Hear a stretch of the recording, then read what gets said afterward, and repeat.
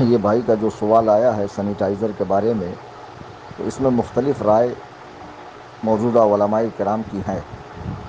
بعض علماء کہتے ہیں قرآن نے چونکہ شراب پینے کو حرام کہا ہے، وہ ناپاک ہے، تو اس کا خارجی استعمال کر سکتے ہیں، جیسے صابن میں، دوائی وغیرہ میں آج کل الکوہل ہوتا ہے۔ تو سینیٹائزر چونکہ کرونا وائرس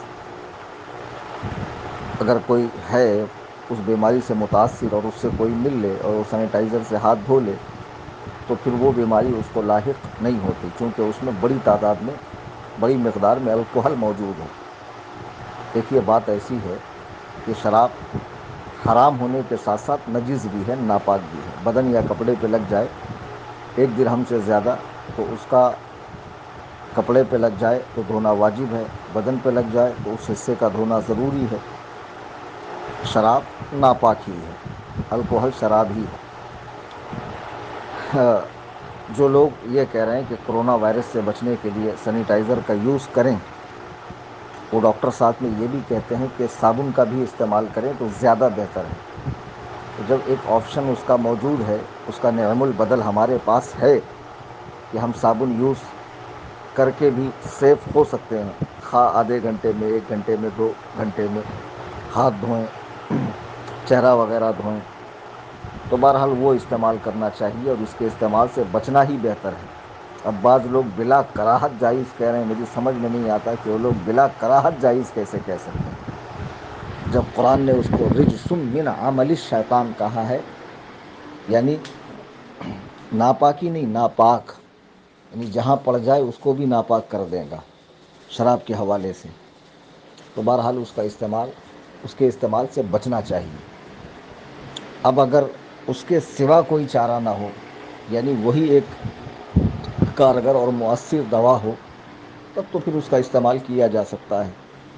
لیکن اس کے علاوہ دوسرے آپشن ہوں جائز و حلال آپشن تو وہ آزما لینے چاہیے،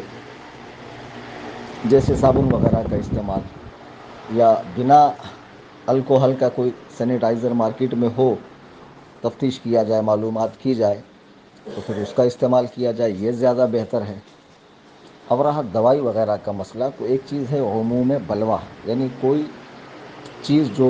کبھی جائز نہیں تھی وہ اتنی عام ہو جائے، اتنی عام ہو جائے، یا عوام و خواص دونوں اس میں مبتلا ہو اور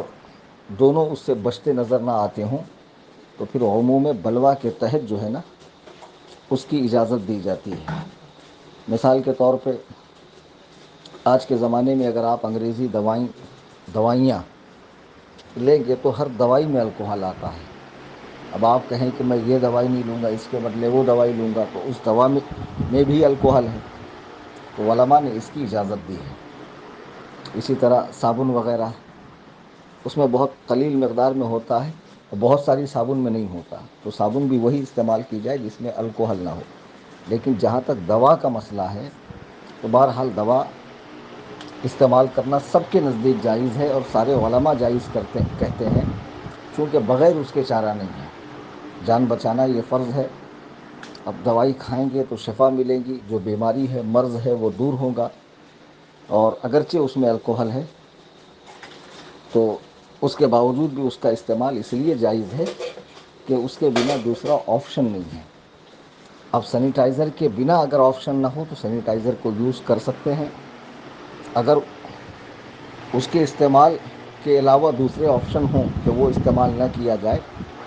اور اس بیماری سے راحت پانے کے لیے، نجات پانے کے لیے دوسرے آپشن ہوں، صابن وغیرہ یا بنا الکوحل کا سینیٹائزر، تو بہرحال وہی استعمال کرنا چاہیے۔